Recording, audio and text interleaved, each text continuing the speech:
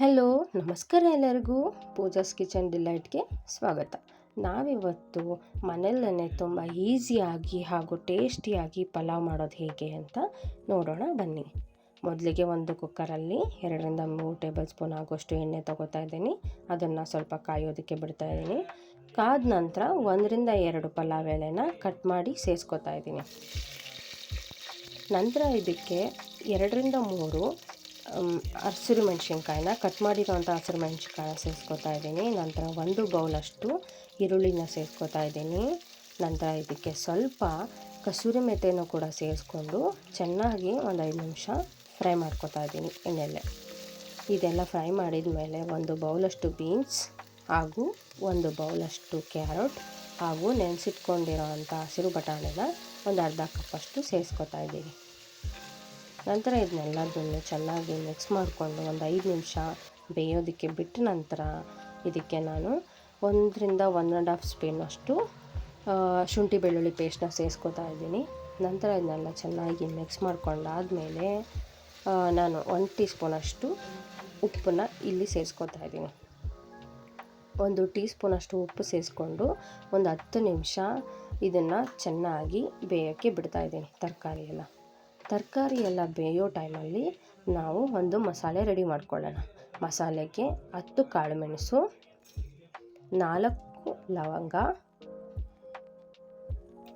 2-3 ಚಕ್ಕೆ ಹಾಗೂ 2 ಏಲಕ್ಕಿನ ಸೇರಿಸ್ಕೊತಾ ಇದ್ದೀನಿ.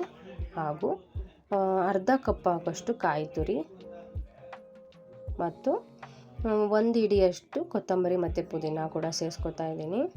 ಹಾಗೆ 1 ಟೀ ಸ್ಪೂನಷ್ಟು ಜೀರಿಗೆ, 1 ಟೀ ಸ್ಪೂನಷ್ಟು ಸೊಂಪು ಕಾಳು ಸೇರಿಸ್ಕೊಂಡು ಒಂದು ಸ್ವಲ್ಪ ಬೇಕಾದಷ್ಟು ನೀರು ಹಾಕ್ಕೊಂಡು ಇದನ್ನು ಗ್ರೈಂಡ್ ಮಾಡ್ಕೊತಾ ಇದ್ದೀನಿ.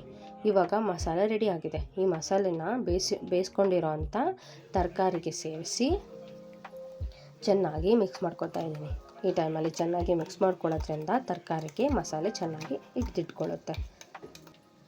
ನಂತರ ಇದಕ್ಕೆ ನಾನು 1 ಟೊಮೊಟೊನ ಕಟ್ ಮಾಡಿ ಸೇರಿಸ್ಕೊತಾ ಇದ್ದೀನಿ.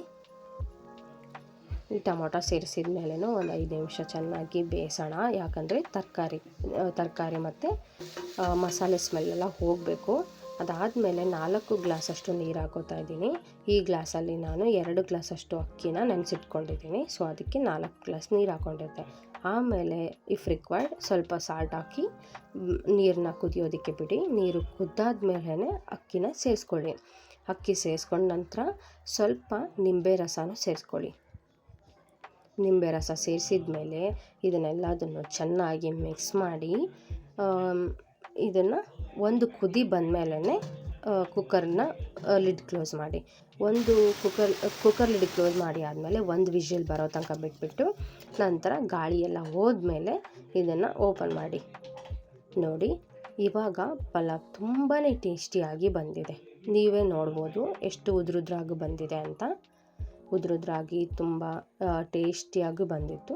ನೀವು ಮನೆಯಲ್ಲಿ ಟ್ರೈ ಮಾಡಿ ಮತ್ತು ಹೇಳಿ. Thank you.